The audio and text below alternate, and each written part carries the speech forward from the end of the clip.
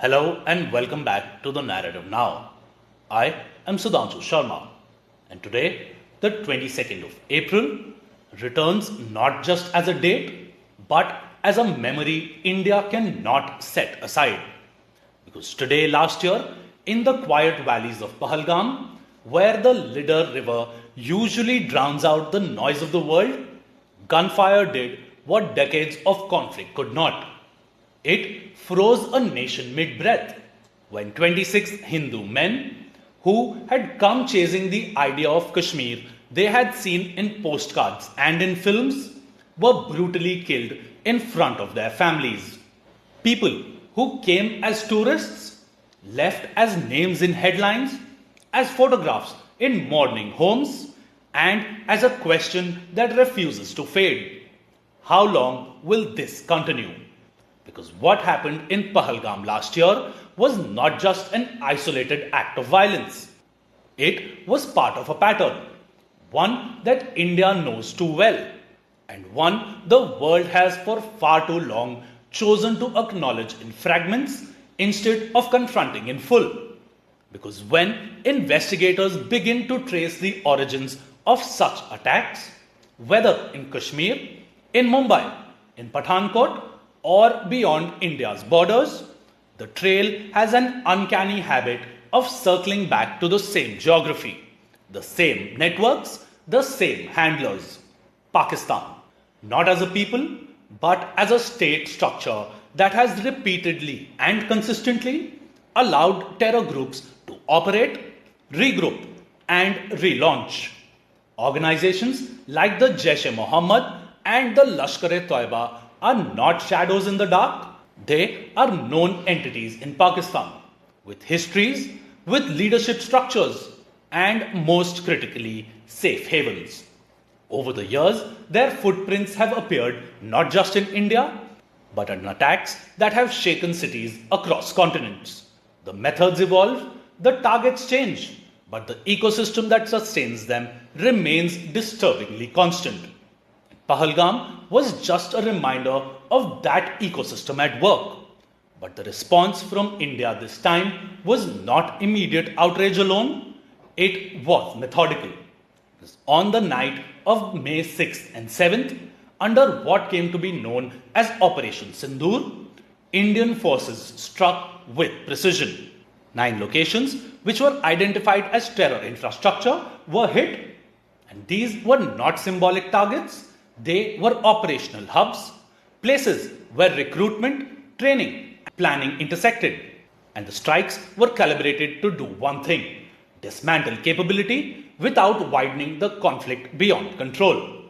Over 100 individuals linked to terror networks were reported killed, including 14 members of terrorist Masood Azhar's family alone. The message this time was not wrapped in rhetoric, it was delivered in coordinates and consequences.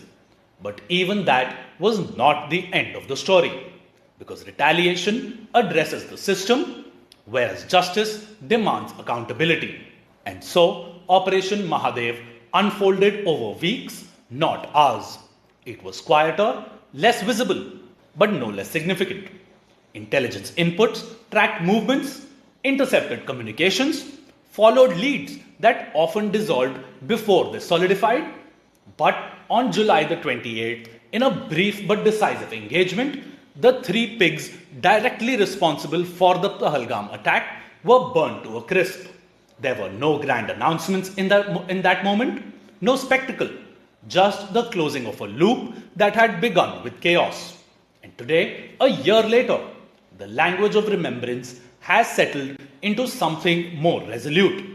Prime Minister Narendra Modi spoke of a nation that will never bow to terror.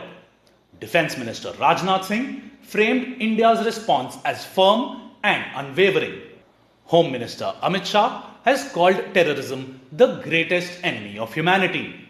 External Affairs Minister Dr. S. Jaishankar reiterated that India's stance against terrorism is non-negotiable. And Vice President C.P. Radhakrishnan reminded the country that grief, while enduring, has not weakened its resolve.